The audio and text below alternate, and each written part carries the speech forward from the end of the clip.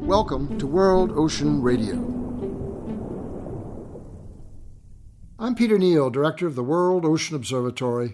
In my books and frequently here on World Ocean Radio, I have bemoaned the lack of natural asset evaluation and ecosystem service accounting as a radical new way to assess the true cost and true return of all projects, from permitting to policy initiatives, thereby to understand the full balance of financial consequence for any given action taken in the name of environmental sustainability.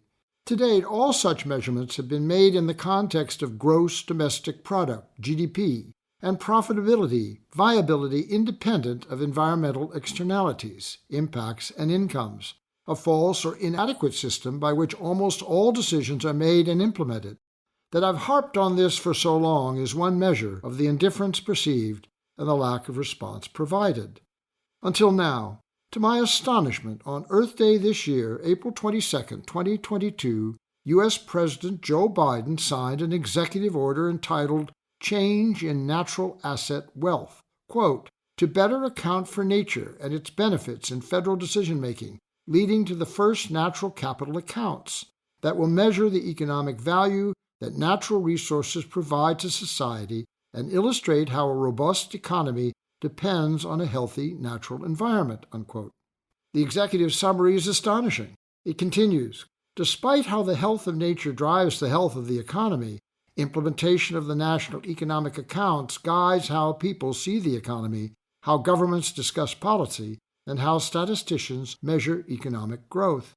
These accounts are imperfect. They were devised at a time when nature's ability to provide seemed limitless. Some elements of nature are part of the conceptual framework for national economic accounts, but go unmeasured in practice, unquote.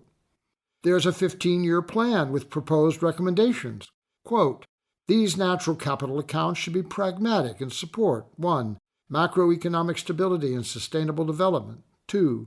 Federal decision-making in programmatic policy and regulatory settings. 3. The competitiveness of U.S. businesses. 4. The resilience of state, territorial, indigenous, tribal, and local communities. And 5.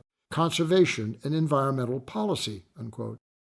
And then further, quote, the U.S. government should apply existing authorities and make use of the substantial expertise within federal agencies to develop the system of natural capital accounts and an environmental economic statistics, unquote. Should, quote, produce a new forward-looking measure focused on the change in wealth held in nature, should embed the system in the broader U.S. economical statistical system, unquote, as well as conclusion in the UN system of environmental economic accounting.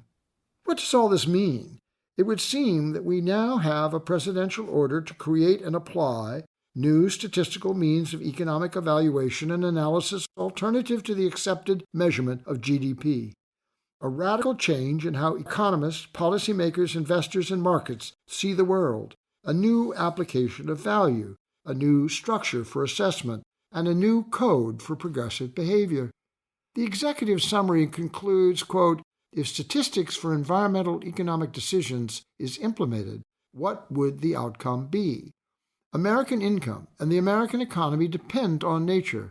The total value of nature can never be put in monetary terms, but connecting nature and the economy is possible and will help America prosper as it overcomes 21st century economic challenges, including those linked to climate change, biodiversity loss, air and water pollution, and environmental injustice, unquote. Can this be real? Is this anything more than words and a good intent? I don't know, but I can assert that if what is seeded in this executive order succeeds, we will have made a subtle but revolutionary change in how we see the world, how we build the future, how we lead in the community of nations. Out of a single drop comes a deluge of oceanic change. We will discuss these issues and more in future editions of World Ocean Radio. This broadcast marks the 650th edition of World Ocean Radio, heard globally through syndication, podcast, and social media. We are grateful to WERU Community Radio Blue Hill, Maine, where it all began, to all our affiliates and subscribers, and to all citizens of the ocean worldwide whose understanding and support of ocean conservation and renewal is key to civilization and survival. Thanks, everyone, for listening.